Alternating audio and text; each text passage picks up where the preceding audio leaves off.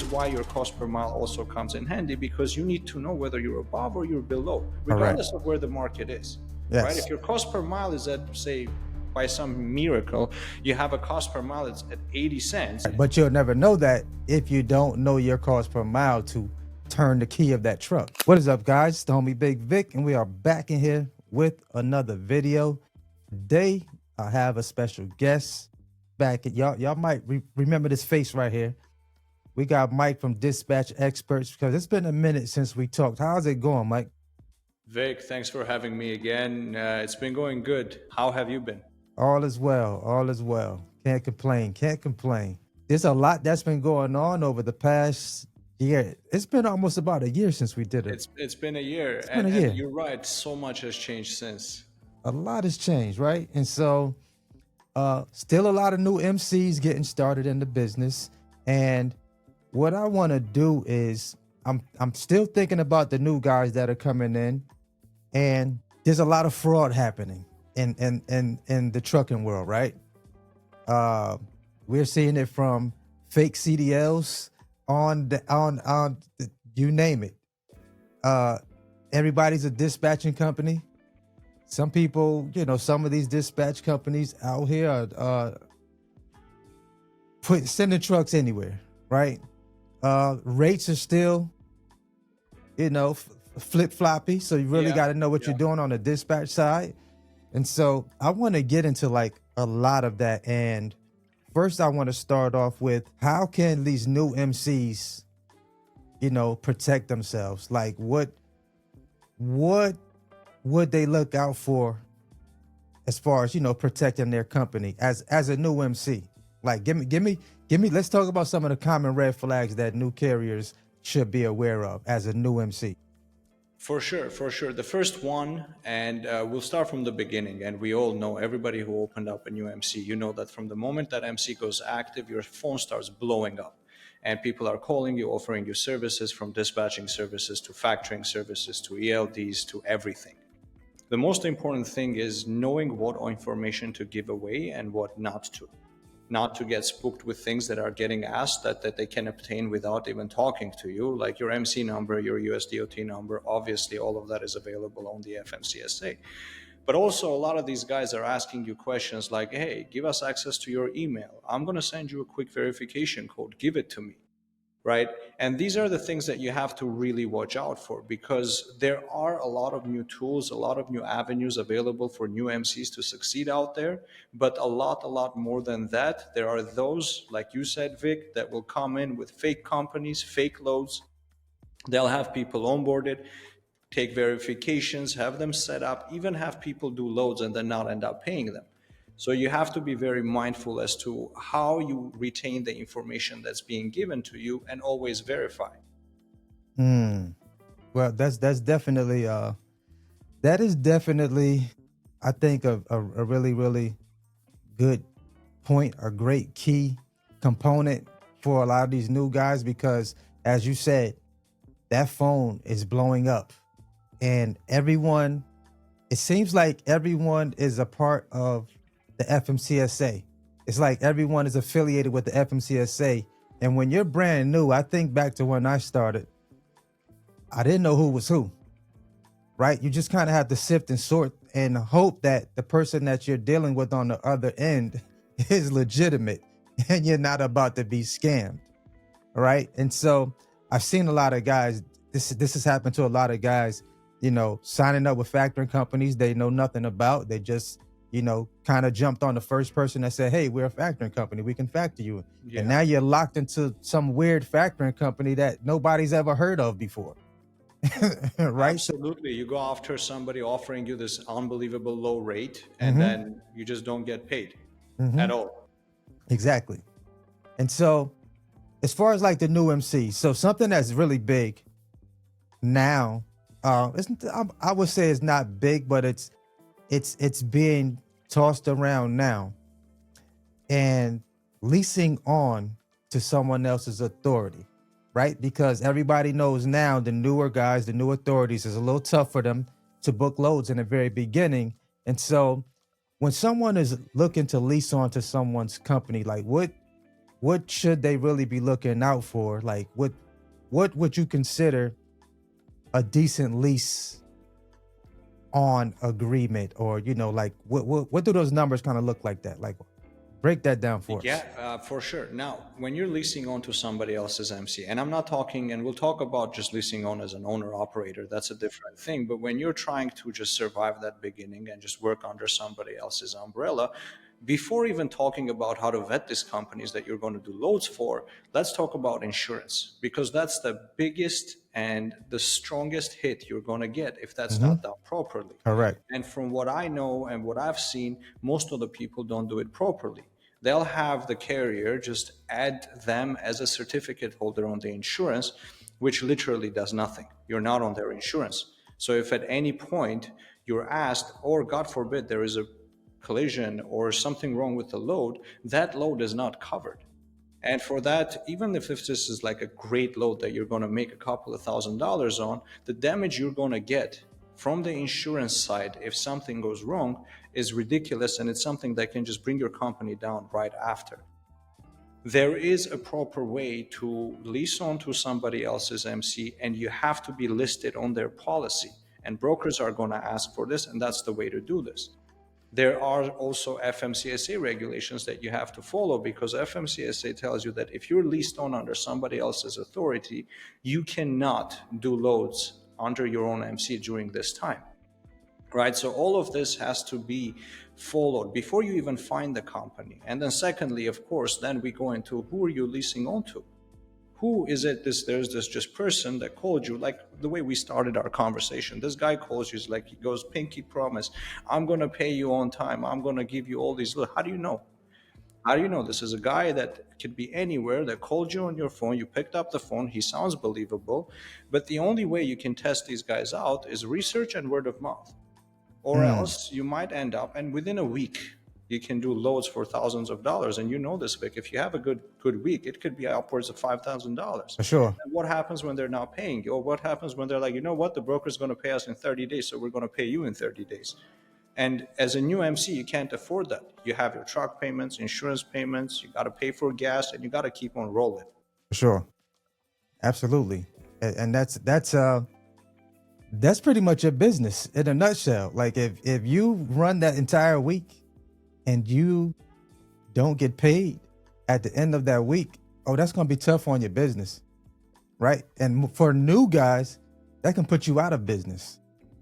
It You will. know, Yeah. that can put you out of business, especially if you had to what's the word they use, kind of, if you're on a shoestring budget, Yeah. and you really just kind of like got really scrappy and kind of just threw your company together just to get in the game. A week without getting paid can send you to the poorhouse fast. Yeah, most of the new companies, they have to rely on fuel cards, right? Every single penny is counted, especially at that beginning. And the rates aren't great. We just talked about this. The Right. rates aren't that you're always working with good margins. No, it's actually slim margins. If you play the game properly, it's only when you make a little bit of money. And then if you find yourself in a situation where either you're not getting paid or you're getting unnecessary chargebacks, you don't have the support from the company that you're supposedly leased onto, Right. it could be devastating. For sure. For sure. Now, speaking from the dispatcher side of the business, right? As dispatch experts, uh, how, like, if you're evaluating a dispatcher, let's give us a scenario here. How do you know if your dispatcher is truly working in your best interest? Because, like I said earlier, there's a lot of companies that are dispatching trucks. There's a new dispatcher being born every day, I should say, right? There is. There is. Yeah. There's a new dispatcher being born every day. So, how to know if your dispatcher is truly working in your best interest? Like, I think most people want to know that because it's one of my number one questions. Hey, It's a really good question, and it is a tough thing to distinguish whether a dispatcher is working in your best interest or not. But before we get into it, let's talk about when you're looking for a dispatcher, what is it that you're looking for? And there's two scenarios, right? The first one is you're looking for someone while you drive to just scour those boards, find options, remove the scrap from it, and then present you with the best options for you to be able to make a decision. Now, this is a dispatcher, and somebody who's a good dispatcher can just be doing this. In the second scenario, you actually want someone who's vetted in the industry, who knows the market, who's going to help you with those decisions and or make these decisions for you, manage your truck or your fleet. Now, these are two different. When you're looking for the second one, which let's call it fleet manager, and you end up getting a dispatcher that's just there to just look at loads. He doesn't have the experience or the capability of making these decisions, right? He doesn't have these capabilities, so he's going to make these decisions and they're going to be wrong. And that way, you need to know what you're looking for. So if you're going for a dispatching company and you need to tell them exactly what you're expecting from a dispatcher, and the last thing you need to do is just expect them to run your full business for you. Even if you're hiring a fleet manager, there needs to be policies, there needs to be procedures in place for this. What would be the signs of a good versus a bad dispatcher? And most people don't really ask this question because everybody thinks that just because you have a dispatcher, automatically the dispatcher knows what they're doing. I'll give you one easy one. If a dispatcher gives you a load and it's a terrible load and you end up accepting it, and then he stops you and says, you know what, dude, don't take it. We're going to find something better. The dispatcher doesn't, like the one that goes for, oh, you know what, carrier's okay with it, I'm okay with it, let them go wherever they want. That's one of the first signs where you're like, you know what, he cares. He tells me that, you know what, we're going to wait out and we're going to find a better load. And that kind of takes us to talking about where the dispatcher is sending you and how are they bringing you back or taking you to your next step. Not thinking just per load, because, and me and you talked about this before, anybody can look at a board, pick the highest paying one and just be like, all right, I'm going to the mountains in Montana, and then what happens later happens later. Right. So Right. it's that, and you can't know unless you work with the dispatchers. Right. And this is where, again, we go. When you're choosing at the beginning, most of the times when you start working with someone, it's going to take time for you to realize whether they're doing a good job or not. For sure. So do your research, verify who you're working with. And there's a lot of dispatchers out there, from zero experience to very experienced. But you have to do your research on who do you work with, and not just with dispatching, like we said, with every single company that you're going to work with. Yes. The people that do your compliance, we're thinking like dispatching, yes, it can be devastating. If your compliance is done with somebody that they don't know what they're doing, this could deactivate your MC. And we know every single day on that MC age is important. Yes. Yes, that's very, very, very important. And so I think like you just mentioned, every component of your business, definitely that company needs to be vetted. Like you really need to know, like, okay, they know what they're doing in that department, because when you're running a trucking company, you have several different, components, of course, to kind of pull the business to keep it together, right? Like you just said, you got compliance, you got dispatching, you got factoring. It's several different components. You got maintenance, like you got diesel mechanics, like it's the ELDs, like it's a lot that goes into running a trucking company. And if one of those things falls off, say for example, if your ELD is crap and you get pulled over by DOT and you don't have paper logs, that's a whole nother set of problems you're about to deal with. Oh yeah. Oh yeah. You know what I'm saying? You're talking about getting put out of service for that, right? And so vetting these companies is very, very, very important, as you just said. Now, what about some of the mistakes and missteps dispatchers often make that cost the carrier money? Biggest mistake that a dispatcher can do that will cost carrier money is not asking enough questions about the load, or not asking the important questions about the load when they're talking to the broker. And after that, not verifying that the information they got or they thought they got matches what it says on the rate confirmation. And we're talking when you're booking for box trucks, especially when you're dealing with feet, when you're dealing with weight, and you have a carrier drive 120 miles in the opposite direction to pick up a load that's not going to fit in their truck, that's a problem. That's not going Big to fit problem. because the door opening isn't there. That's a There you problem. go. There you go. If you told the broker that you're going to pick a partial and you told them, you know what, this is going to be stackable. He didn't give you an answer. He didn't put it in the rate con. You go in there, the shipper's like, these are not stackable. You can't do anything with these. And this is when you lose money. You lose the load. You lose the time. Immediately. Second of all is dispatcher's experience comes in, and this is going back to a lot of scams happening out there, is vetting out those fake loads. And I know you've seen those. When you Plenty. see it, you Plenty. see this load is being posted. It's Big this money. ridiculous rate. Exactly. It's this ridiculous rate.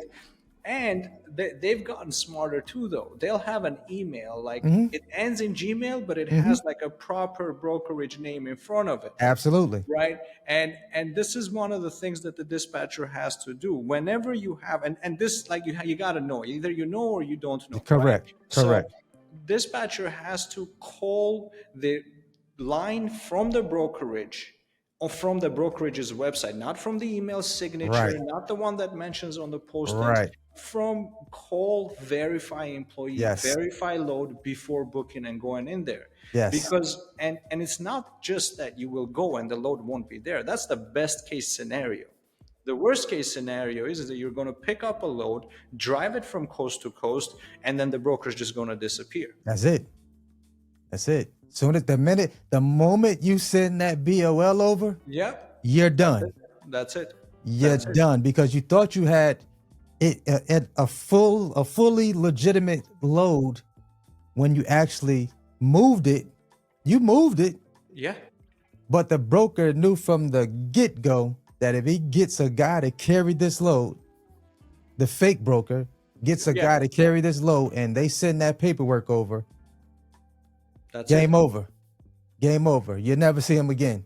You Right? never see them. You're never going to be able to call them. There is no bond because No. the MC they used, it's not the actual MC they're operating under, right? So Correct. you basically, it's like a cloud load that you did the physical work for. Correct. They're getting paid for it, but you're not, right? Correct. And again, if a dispatcher is here and if you are new and you hired somebody who doesn't know these things, who doesn't have the experience to just exclude this, not even call them, see these things in emails, in phone numbers, in communications, when they tell you and everything you say, yeah, but if the dispatcher doesn't know how to do this, they're going to cost you money, they're going to cost you headache, and just the down from it, knowing you just did this load, this great load, Yes. and you're not getting paid for it. Yes. Yes. That's a huge, man, listen, you know how many times I've seen those loads on the load board, and if you are brand new, if you're very green to this business, and you know you're going through DAT or whatever load board you're using, and you see that particular load, you're going to get super excited because you're going to be like, oh my goodness, this is paying good. I want this. I'm going to take this load. And if you don't know what you don't know, you would assume that, you know, you're booking a great load with the broker and you got a load on your truck, and it becomes a nightmare after that. So this little nugget right here, people that are watching this for the first time and you're new to the trucking industry, the trucking world, you got a box truck, even if you have a semi, and if you don't know this information right here, this is enough to really get a brand new person discouraged moving forward, because now you're kind of very skeptical and not knowing, like, hey, I don't want to do another load like this. And, you know, too many of these can put you out of business, not knowing if this load is official or not. That's why you kind of have to really research, like you said, which was very, very important. You have to, if you're not doing it yourself, you have to make sure that dispatcher is calling that company and that company is official, and that you're going to get paid at the end of it. This is kind of like why I don't like really working with companies that I can't factor with. Like if my factoring company does not approve this particular broker, I get really, I get skeptical. I'm like, okay, how am I going to get paid? Because Right. 90% of the time, there's a reason why these companies Exactly. aren't getting factored. Right? Absolutely. Absolutely. Absolutely. There's a reason they're not paying. Like something is going on. They didn't pay after a certain amount of time, and so no brokers would factor their loads. That kind of like that's a red flag to me, right? And so I think another one, I don't know if you guys do this, but another one that I could just throw out there is checking those reviews, especially when you see that right there, like what you just mentioned. Those reviews are really important, Yeah. right? For those type of lows that you see with these outrageous numbers on the rate. Go over to the reviews. It'll Yeah. definitely give you a tell sign. It's a tell sign. Exactly. And in the reviews, look mainly how long did it take them to pay, because that's what you want to hear. You don't want to read those reviews when it's like, oh, the guy was too dry. He didn't talk to me properly. Those aren't the reviews you want. You want the reviews that are just actions that these brokers have taken. Did they pay on time? Was there an issue at the drop off? Did they pay detention if you stayed? Was there even detention? Did they charge you back for no reason? Just telling you, you know what, we charge them back. And a lot of this, and this is something new actually, Vic. I don't know if you've come across this, but I came across this about a week ago, where what they did is they actually submitted a claim 9 months later onto the insurance, knowing very well that the carrier probably has no recollection which load they did, hasn't kept the BOLs or the pictures at the delivery or the drop off. Glad you mentioned this because I had a load, and I've mentioned this in a couple of videos. But this broker comes back almost 60 days later with a claim for like 10 grand, Yeah. saying that the receiver got the load and it was damaged. And it was actually something that we didn't even have on my truck, right? But we forgot to take photos, which was very important. We forgot to take photos, but it was a short run. It was like $350 this load was paying. But a claim was for $10,000. There you go. This is like an epidemic that happens in the trucking world, where you have to, and this is another reason why new guys have to start protecting themselves from the very beginning, because you need to be taking photos of picking up the freight as they load the freight. You got to strap photos of everything, dropping it off, pictures to protect your company, because if you don't, those BOLs. Keep those 'em. signed Keep 'em. BOLs that say Absolutely. everything was right with it. I have a folder like this full of BOLs. Yeah. Yeah. You have to keep those. You have to. As a matter of fact, that could be future business for you. Yes. That's it. Expanding with Bigg Vic. So now here's a great question. Realistically, how many trucks can one dispatcher typically handle effectively, like effectively move a truck? I like this question a lot. And this is a controversial question, because you're going to get answers anywhere between like 3, and then you'll have these people that are like, I totally do 25, right? 25. You get What? those people. But from my perspective, and this is what we've been doing, single dispatchers shouldn't have more than 5 OTR drivers under their belt. If they have local drivers that are doing at least a load a day or maybe multiple loads a day, that number drops to 3. And it doesn't mean that these dispatchers don't sit without having anything to do during the day. But the problem is whenever you have all of your trucks available, you have to be able to manage them, right? And most of the time, it is going to be like that. Your day is going to be divided into the busy times, because we also know in the mornings it's busy, right? You have to wake up early to get on those good loads. And maybe even towards the end of the day, those loads that didn't get covered, just to try and jump on them. There is going to be a time where a dispatcher with 5 trucks is going to sit, and he's not necessarily going to have a lot to do, just provide updates. But there's those times when he or she, they have these multiple of trucks available, and they have multiple searches in front of them. It is physically impossible for them to talk to so many brokers simultaneously. It's impossible. So not more than 5 when it's OTR, not more than 3 when we're talking local drivers. And there's people that are doing local and they're like going after those loads. It's a tough thing to do on its own. It's almost as hard as to do partials. Right. Yeah, yeah. And now, so now that you mentioned that, because how do you feel about the partials? Since you mentioned the partials, let's talk about that for a second. Let's talk about partials for sure. Age of MC is very important when you're doing partials. You Yes, can't that's number come one. in, yeah, you can't come in right away and do partials because that's not going to happen. You're going to have 20 posted loads. None of them are going to want to work with you. And That's a fact. That's a fact. and you're just trying to partial things out. You're going to end up getting that first half of the partial that you think is a great partial. It probably is. But then that second half, that's going to just cover your bills and leave a little bit of money, you're not going to be able to book. So when we're talking about partial, it has to be done with an aged MC at least a year old.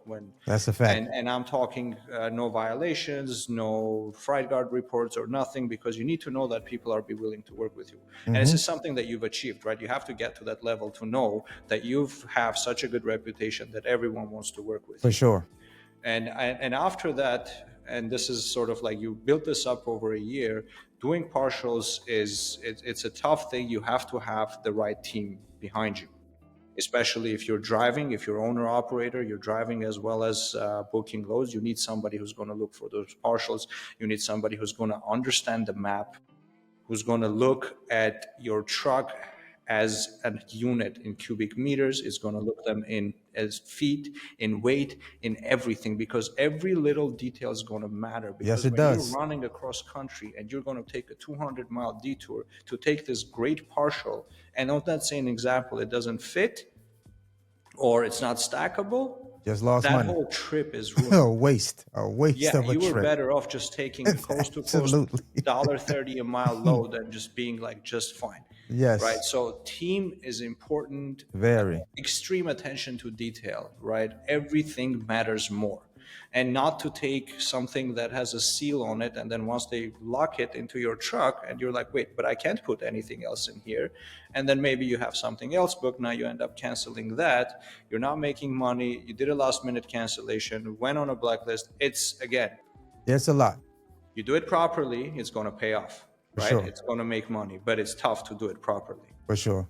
Okay. Yeah, that makes plenty of sense, and it definitely would be more difficult. I have to agree with you for a new authority, because you already have a limited amount of brokers that want to work with you anyway as a new authority. So parceling may not be in the cards for you starting off, right? You're definitely going to be more load by load just to build up the age of your authority. Now, if you're like we mentioned earlier in the conversation, if you're working with, if you're leased on to someone with the aged authority, then that may work out a lot differently for you, because they have access to more brokers, access to be able to book more loads, and then it may work out better for you in that scenario. But as a new authority, more than likely it's out of the question.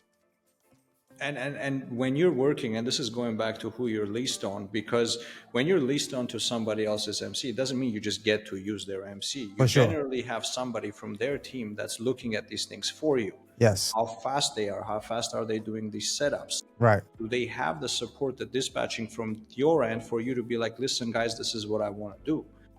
And also, just to add, the same thing that applies to partials and new MCs also applies to local runs and new MCs, because it's the same idea. You don't have a lot of loads that you're choosing from. If you decide to choose twice a day, you're going to be that much less effective. You want those long hauls. You want to be able to just get paid those days that you're spending just driving from one end of the country to the other. Correct. Yes. And so let's talk about operational and the financial insights side of running their business. And we always talk about this because I think this is something that needs to be talked about more. Why we talk about cost per mile, right? Because I know when I started, I didn't know what the heck cost per mile was. All I was concerned about was my rate per mile. I was just looking at the rate per mile, but I didn't understand what it took to operate my company, right? So I'm just kind of like what I like to call it freestyling, Yeah. right? To where I'm just on the load board booking loads, not even concerned about what does it cost for me to operate, and I'm booking these loads. I see $2, I see $2.30. You see $1.90. Why is your cost per mile so critical? And how do miles directly affect the cost of running the truck? Cost per mile is critical because no matter where the market is good, the market is bad. If you don't know how much it costs to run your truck and per mile, because you run your truck per mile, you're not going to be able to know where you are. You might be losing money on Mm-hmm. great loads. Mm-hmm. And if you don't know your cost per mile, and you said it, the cost per mile is not a static number. This number changes based Yes. on how many miles you drive.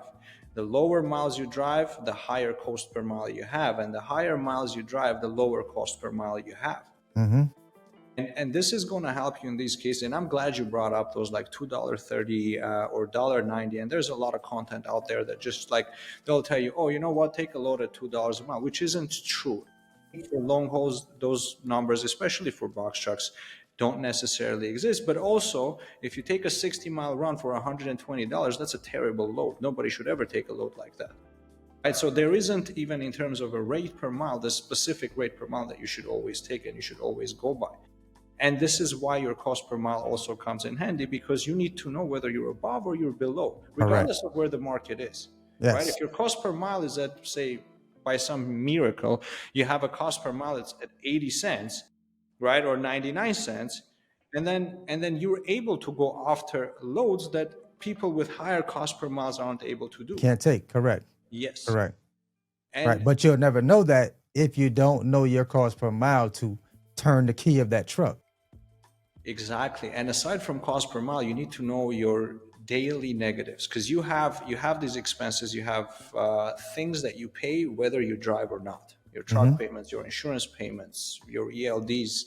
There are things you pay even if you park your truck at home and just watch a TV show. And this is your daily cost. So if you decided for yourself that you're going to work 21 days a month, and then one of those days you're like, you know what, I'm not going to work. So you need to know how much negative you just went, right? Because those other expenses, your operational expenses, those are going to change, right? They still come. They're still coming. They're still going to be there. But even if you just sit at home, you're spending money. For sure. You need to know how much money are you spending when you're just staying at home, or when your driver isn't driving, or when you're sick. So to know how much extra you need to do to make up. And never think just per load. It's never, your business doesn't operate per load. It operates per month. It operates per week. You need to know where you're averaging at, because that's what matters. One good load does not make it better if you take like 3-4 bad ones. Right. Right. Absolutely. And so would you say, so the most practical ways that new MCs can track and understand their numbers, how would you say they can do that? They need to decide how many miles per day they want to drive, how many days per month they want to drive. They need to understand what their fuel consumption is, write down everything that they're going to spend on. They're going to spend on, like, down to meals, lunch, Yep. $10 and so, like, on a Subway sandwich, whatever. Everything needs to be written down, divided into the total miles that they're planning on driving, and that's when they're going to get their true cost per mile. And remember, again, we're going to stress this out. I want to stress this out, is because if you don't drive the miles that you just said on this piece of paper that you're going to drive, if it's That's not your lower, cost per mile. that cost per mile is going to be higher. Correct. Yep. So yeah, so understanding those numbers is very, very, very critical in running your operation, right? And then we hit on partials. I just want to circle back around to that for a second about the partial loads, because I know I've done a lot of partials before. Of course, my MC numbers is a lot more aged than a new person, and so those partials for me were the difference in a $1,500 load turning that into a $3,000 load. And so I know it can be, it's definitely a difference in uh, money that a person can make, right? And so when does it make sense to take one versus not taking one? First, how much are you going to deadhead to actually pick up this load? Right? That's one of the main things, because you are going to detour. It's never going to be, well, it might happen, but Sometimes it generally, lines up. Yeah. yeah, Most times you are most deadheaded. times it's not going to line up Correct. to know. And when you're doing partials, that initial one, and this is why sort of like we talked about cost per mile, taking that first load when it comes to partialing has to at least cover your cost, right? So that you know that if for whatever reason that second part or the third part gets canceled, because that happens as well, things that Yes, are it under your does. control, Oh, my goodness. right? Yes, it does. It can get canceled, especially with partials. You know Absolutely. that you've covered your costs, Yep. right? So you have to account for that. You have to make sure even the space that you leave, always give yourself room. Is it going to fit easily, or are you like right there? Because like an inch matters, right? So like Yes, it if it does. comes out a little bit, it could come out 6 feet or 1 inch. It's the same problem. You're not going to be able to carry it out, right? So that's what it is. So cover your cost, book the major part of the partial first, right? Because if you book a pallet and you're like, oh, this is a great price for a pallet, you put it in your truck and you can't feel the rest of it, then again, it's instead of making your 1,500 into a $3,000 run, you're just doing like an $800 run, because that's a Right. proper price for one pallet, for example, for wherever you're going. So it's such a multi-dimensional thing when you're booking partials, that there can't be just one thing that I can say, oh, you know what, just follow this rule and you're going to be able to do partials. Because no, there's always something's always going to arise, and you always have to go by situation. Every situation is unique. Where you are, how much you're going to deadhead, does it make sense even to go the opposite direction? And the drop-off times. And this is the last thing I'll say, because I know I That's ended up big. talking a lot. That's the big. That's no, But but that what you're about to go into right now is major for yeah, partially. drop off times. If you aren't gonna able to make those drops on times, and you're gonna get charged for dropping it late, then whatever benefit you were gonna get from that partial, you just lost. Yes, you did. Yes, you did. You did. So those pickup, drop off times, appointments, like Yeah. you have to know all of this before deciding to step into that partial world, because uh these shippers or receivers, you don't want to, for example, if it's an appointment time and you miss the appointment time, you may not be able to drop that off until the following day. And some of these appointment times are very, very strict, Strict. Yeah. very strict. And so if that happens, you just threw off your entire trip, right? And you're 100%. about to lose money now, because you have to hold on to this load an extra day, unless you're going to sit the load in front of the company and get it off your truck. And now you're probably going to get a freight guard on you from the broker for doing such. So it's this whole terrible snowball effect Yeah. if you don't do it properly. It's totally chain reactioning into you being late to your other drops, getting blacklisted. It Oh my just goodness. It's costs a you lot. so much more than It's a what they're lot. going to charge you back. Yeah. Oh my goodness. It is a lot. So when it comes to the partial world, you definitely have to know what you are doing, because if you don't, you can mess up really fast and lose a lot of money. Yeah. Now let's get into the realities. Let's talk about some box truck realities, right? Sleepers. I still want a sleeper on one of my future box trucks. I do want a sleeper. Yeah. But do you believe that you should put a sleeper in a box truck? I know I've been Should saying you no put a before sleeper? you even finished your question.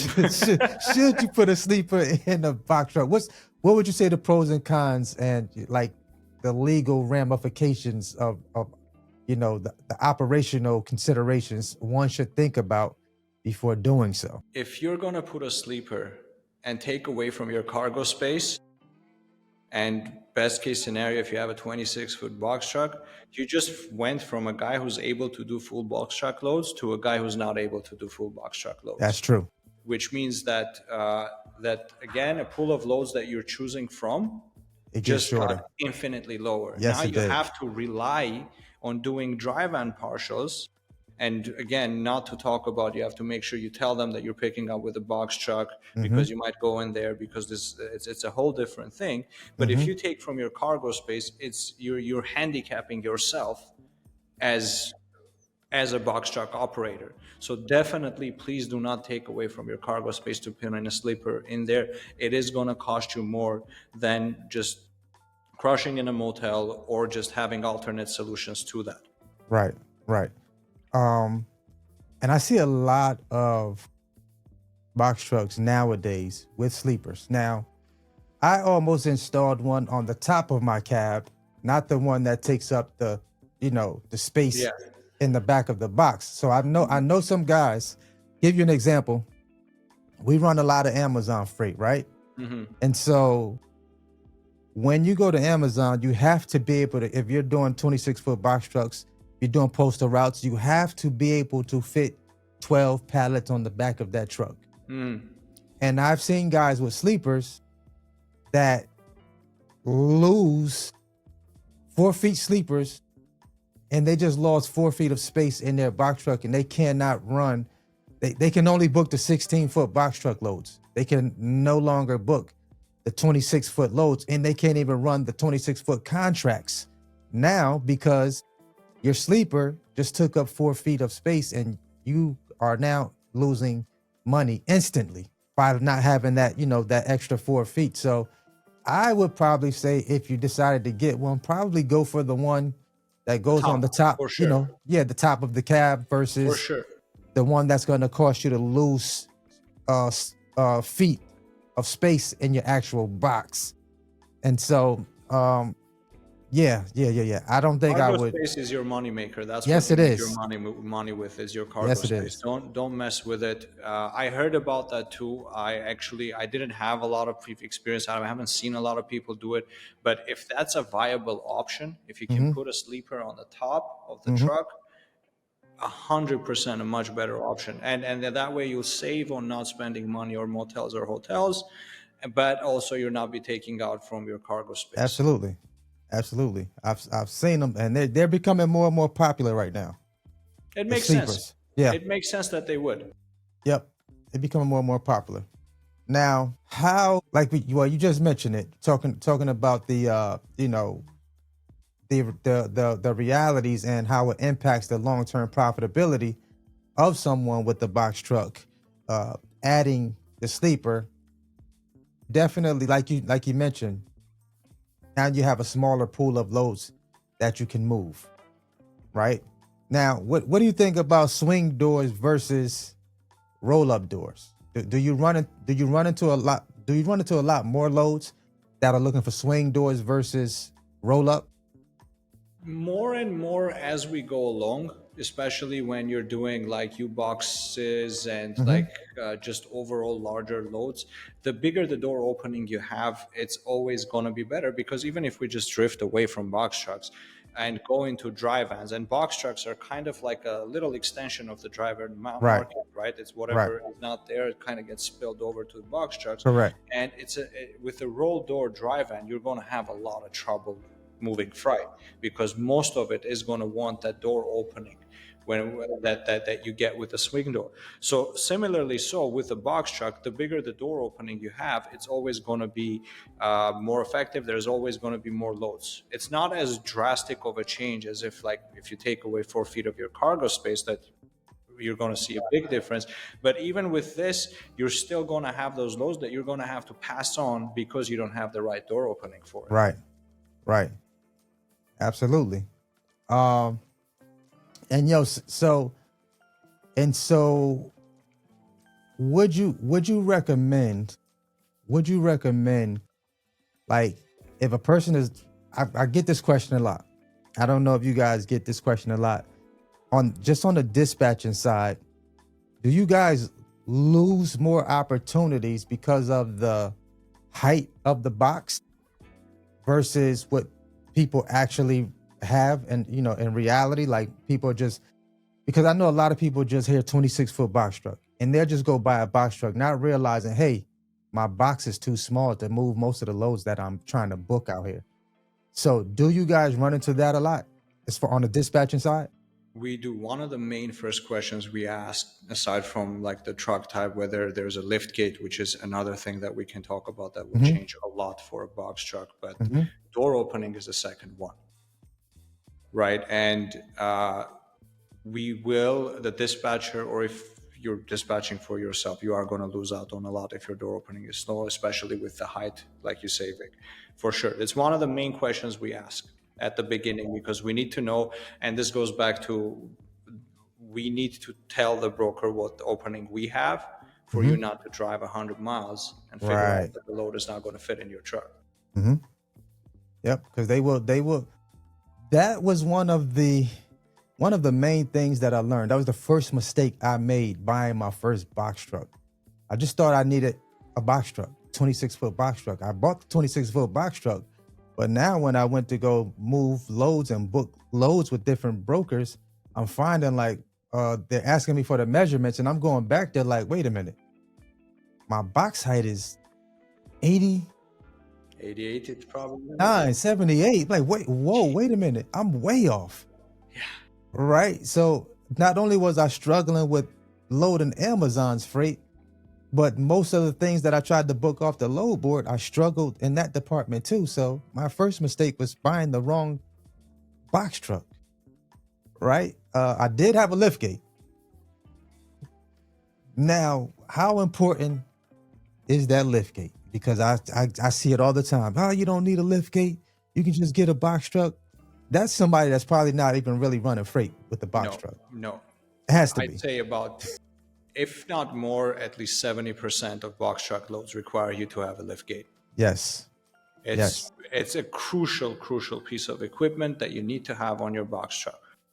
Yes. Does it help the box truck make more money?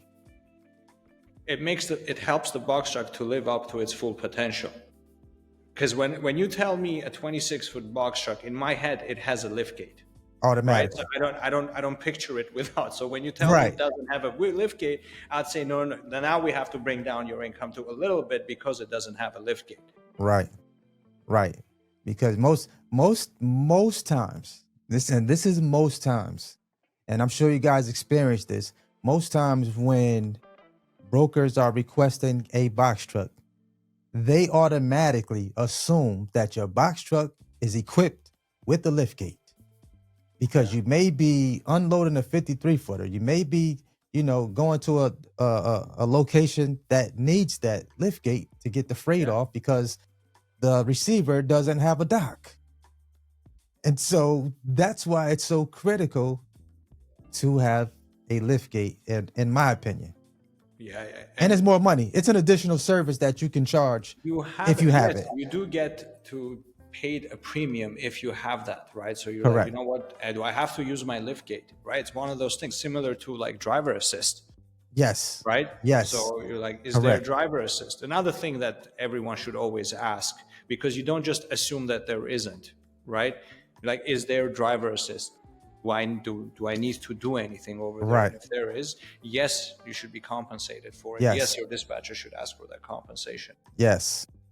That's a really important question, because and this is my thoughts on the driver assist and having a lift gate. I feel like when in the negotiation process, when you're negotiating a lot of those rates, and as a box truck owner operator, you've driven 250, 300, however many miles, and you're getting to that end destination, and you're asked to assist with unloading that freight, you should be compensated additionally for doing more work after you've driven that amount of miles, right? And I talk to a lot of new guys. They don't negotiate this stuff. It's all included in the price that they agreed upon. And I'm like, wait a minute. So you didn't ask for more money? for Yeah, unloading the truck or using your lift gate? They're like, no, I didn't know we could do that. I'm like, kidding me?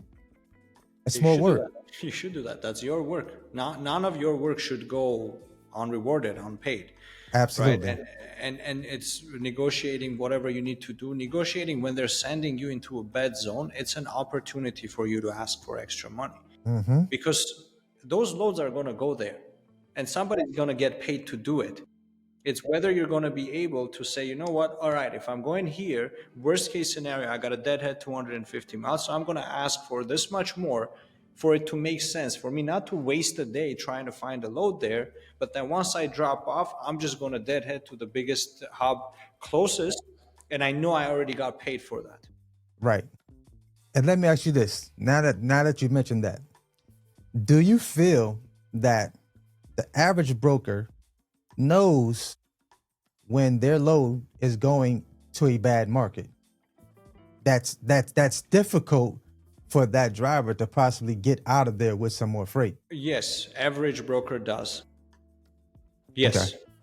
I Okay. really think they do, because average broker would have done lanes and would have known what dead zones are, right? And would have known how sometimes it's easy, even from the broker side, it's easy to find a carrier to do a load, and then it's also hard for a carrier to do the load, right? So there's just a supply and the demand issue. I do think brokers know, but at the same time, they will use everything in their arsenal to not pay that extra money, because they're also out there to For make sure. money. Yeah. Absolutely.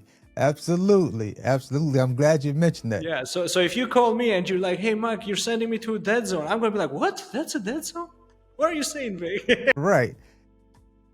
How now that we talked about that dead zones, just for a quick second, because I want to know if if how does dispatch experts feel about sending trucks or moving trucks in the Florida market, into that market, and getting out of that market? Like, what would you say the difficulty level is in that market? Because that's a tough market. The difficulty level is very simple. It's just the rates are terrible coming out of Florida. Always. It matters when you're going to Florida. Again, it's going to pay higher to go to Florida. Even Mm-hmm. if you just do like you say, Vic, you call, you don't negotiate. You're just like, hey, how much they'll pay you? They'll probably pay you more than whatever it is to go For to any sure. other destination For than to go sure. to Florida. But what you have to account for as to where in Florida you're dropping, how far south are you going? Because dropping something in Jacksonville, Florida isn't the same as dropping something in Miami, right? Mm-hmm. Because when you're in Jacksonville, you're, what is it, about, I think, 160 miles away from Mm-hmm. Savannah, Right. Not too which is far. a much better market there, Right. right? So you have to account that. And again, when you're going, you know that it's going to be anywhere between 80 cents to $1 a mile Mm-hmm. to come out of there.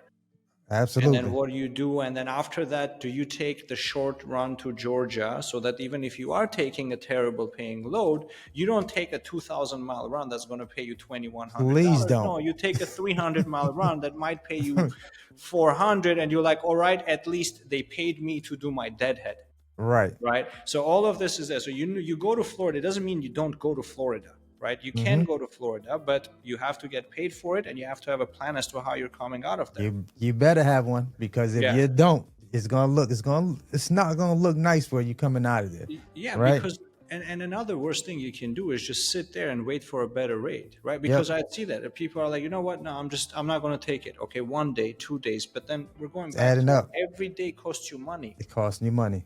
Yes. right? It would have been simpler if you just took a terrible load and just came out of that state. Yep. You would have lost less money. In fact, you would have made money if you just, like, you're sitting out there, you're eating, you're sleeping, you're spending money, Yes. but you're not making any money. Correct. Correct. Yeah. And so that's just one of those. It's one of those markets. It's one of those markets that if you decide to take a load there, you definitely need to be getting paid enough money to first go there, already knowing in the back of your mind it's going to be a little difficult to get out of there. Don't go super long distance trying to get out of there, like you just mentioned. Go, find a little shorter route that's paying at least to get you out of there, to put you in the market where you can make some decent money out of there. And you wouldn't know these things if you just started dispatching, or if you just started driving dispatching yourself, Yeah. right? And this is where the education comes in on learning your markets, learning which markets are, where the rates are a lot beefier than certain markets. You're right, where's, I would say, at least decent. Now, would you say equipment types make a difference? Of course they do. Okay. Of course they do. Times of the year make a difference, right? If you're a reefer truck operator and you're down in Florida during produce season, it's Christmas, right? He So said, "Is what? What is it, Mike? It's Christmas." it's Christmas, right? Equipment types for sure matter. And when we're talking about just knowing your market, and this sort of goes back to working with a dispatcher or with help overall, Hmm. how do you know what's being presented to you, what's being offered for you, or what's being booked for you is good or not? If you don't know the market and you have somebody who just gave you $1.20 load coming out of Miami, you're like, that's a terrible load. $1.20 is a terrible rate, but that's actually a really good guy. I have no idea how he found that $1.20 load coming out Hmm. of Miami, right? So if you don't know your market, you don't know if your dispatcher is good or not, if your help is good or not. You don't know if what you're taking is good or not. Right. That's a fact. That's a big fact there. Yeah. So, is there anything that you think new carriers should know, be aware of? Like, is there any new services that you guys offer on the dispatching side that carriers should be aware of? For sure. For new carriers, we've always done like calculating the cost per mile overall. And we've talked about this, Vic. We have the package where we do the rate per mile, we do the market research, we do provide top paying destinations to come back from, top paying destinations to go to, your ABCs to route planning. And we do actually have it separated from when we talked about from the beginning is when you need actual a manager, a dispatcher with the experience to help you make those decisions. That's going to come in rather than, and or you're just like, no, I want somebody to just be out there and give me the options and I want the solutions, right? Down to, you know what, I just need somebody to help me do broker setups, right? And we've expanded more from that. This is why we help people, especially new people that are coming in and they want to lease on to another MC. We actually do the vetting, we go through the process, we make sure they work with a company that we've worked with, and Okay. we've been around for near 10 years right now. So we have our own network of people. We know who's there, who's been there, and who's still going to remain there, who's more strong. Right. Okay. Okay. Well, shoot, that's pretty much what the people know. And so basically, if they want to reach out to you guys, how do they do that? Well, they can go on our website. There's always going to be a contact form. There's going to be a book a call options where they're going to be able to book a 15-minute call with me, and I'll have a conversation with them. And I'll give you the links too, Vic. If you Okay. want, you can just post it under the video. Okay. Well, for sure. Well, we'll definitely drop the link below this video for anyone that is interested in getting dispatching services, or if you want to find out what your cost per mile is to actually run your truck. Because I know you guys, if the thing I like about dispatch experts is if your numbers are not right, dispatch experts is not even going to dispatch your truck anyway. If your numbers don't make sense, right? Because I know that's something that you guys do over there. I've done it many times, especially when we do a cost per mile calculations, and I say, you know what, you don't have room to afford a dispatcher. You're better off just dispatching yourself because you're just that high. You'll have people who are coming in with rental trucks and their payments are a lot higher, right? Right. With a new MC with a rental truck, you don't have room to do dispatching, right? It's going to be tough because you are going to give away a certain percentage there, a certain percentage to factoring. So it is going to be tough. Right. You just hit on something. We was about to wrap this up, but I might have to slide this into another portion of this video. The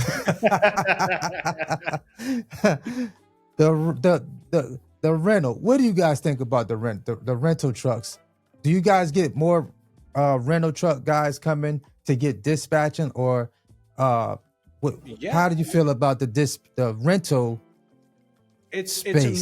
it's a mixed feeling that we get with rental trucks. First of all, you have people who are just trying to enter the industry. They don't necessarily know whether they want to go for a box truck or a different type of truck, what size box truck they want to go with.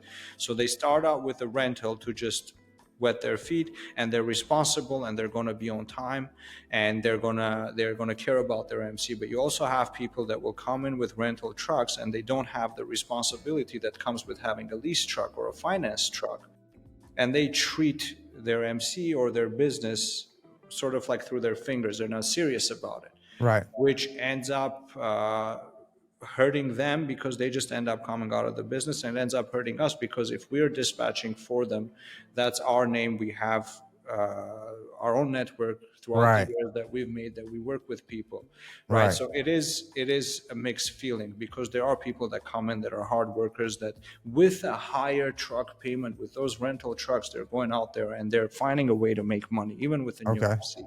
Okay. Right. But then also you have the other side of people that are just kind of looking at it as, I'm going to try it out. It either works out or not.